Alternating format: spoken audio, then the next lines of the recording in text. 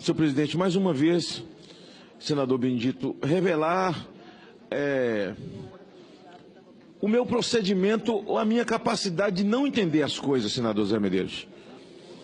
Eu sei que eu sou uma pessoa indouta, de raciocínio lento, eu não consigo fazer leitura rápida das coisas, eu tenho dificuldade de entender e de verbalizar. Mas eu pergunto, quem manda na Petrobras é Pedro Parente ou é o presidente Temer? Eu sei que o Senado está sendo visto pelo Planalto, então vou me dirigir ao presidente. Presidente, Pedro Parente, aliás, minha mãe dizia que parente é má semente. Presidente, o Pedro Parente se tornou persona não grata. Quem determina o que chega na ponta, no bico da bomba, é Pedro Parente. Pedro Parente determina os caminhos.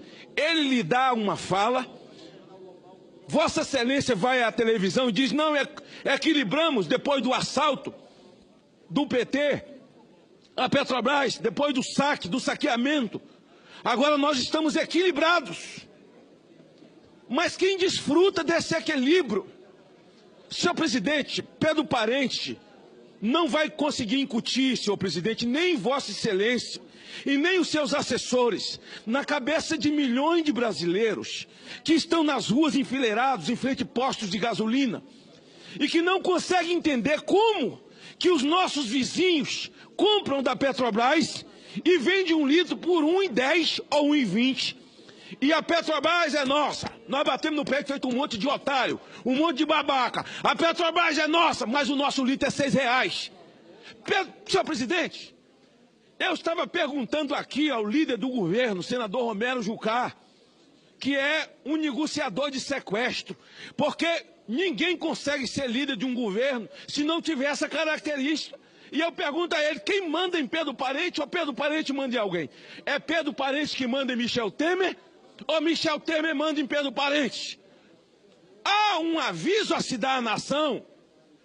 O problema desse país é corrupção, é assalto, é dinheiro roubado, é parar de roubar que pode baixar todas as coisas. É preciso, como se discutiu no Colégio de Líderes, que os governadores sejam chamados para discussão, porque o nosso problema é de carga tributária. O Brasil não tem a maior carga tributária do mundo, é mentira. Na verdade, o poder público é sócio majoritário de quem tem uma empresa. Não é nem carga tributária, ele é o sócio majoritário, ele é o dono. E quem tem a empresa é quem é empregado dele. Mas veja, nessa questão que nós estamos discutindo, a questão dos combustíveis no Brasil, do gás de cozinha, não é mais caminhoneiro, é dona de casa, é hospital, é hotel, onde você tem que cozinhar, está faltando gás. E aí diz, não, mas Pedro Parente não cede. Ei, Pedro Parente é um robô? Ei, Pedro Parente é o quê? É um fantasma? É o que é? Que ninguém alcança esse homem. Quem nomeou Pedro Parente? Quem pariu Pedro Parente? Quem pariu? Quem pariu Pedro Parente? Que embale Pedro Parente. Eu digo ao líder do governo, leve esse comunicado ao presidente da República, de que se ele não chamar Pedro Parente às falas, tem gente infiltrada, politiqueiros no meio desse movimento, tentando tirar proveito dos autônomos independentes caminhoneiros. Tem gente vagabundo metido nisso? Tem, porque gente vagabundo tem em todo lugar, mas a maioria absoluta são de autônomos caminhoneiros que sofrem pelas estradas e cidadãos brasileiros que para ir para casa, para colocar gasolina no tanque, tem que pagar 5, 6 reais. Não tem nem gasolina para pagar 5, 6 reais. É o sujeito que usa o motosserra, é o sujeito que usa um motor, é uma coisa do campo, é o triturador, o cara não pode ligar.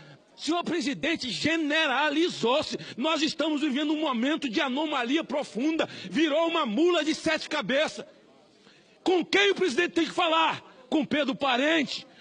Olha, quando o Dilma era presidente do conselho, ela mandou comprar para a Sardina aquela pantomima que nós todos conhecemos.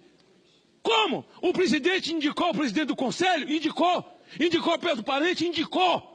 Então, quem pariu Matheus Quimbale, é preciso o presidente chamar ele às falas, se dizia o seguinte: se nós não votarmos a reforma da Previdência, o Brasil vai quebrar.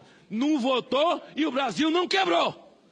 Se baixar os preços, o Brasil vai quebrar. Mentira! Tem que parar com corrupção. Pode baixar os preços sim, que o Brasil não vai quebrar. E isso é responsabilidade do presidente da República.